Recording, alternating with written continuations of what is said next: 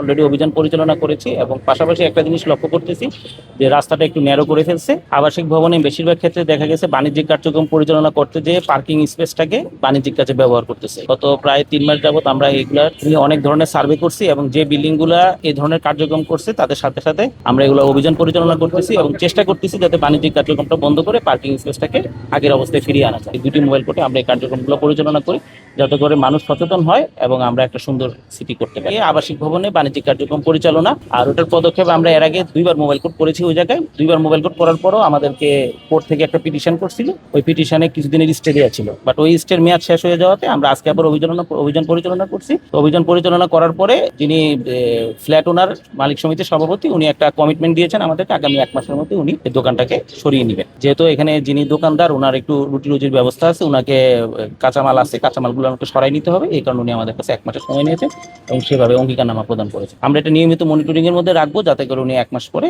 এই জিনিসটাকে সরাই নেন। আমার নাম হচ্ছে মোহাম্মদ রকিবুল হাসান, আমি অথরাইজড অফিসার জোন 5-2। আর আজকে মোবাইল কোর্ট পরিচালনা করছেন আমাদের বিজ্ঞ নির্বাহী ম্যাজিস্ট্রেট শাহনাজ পারভিন বিজি।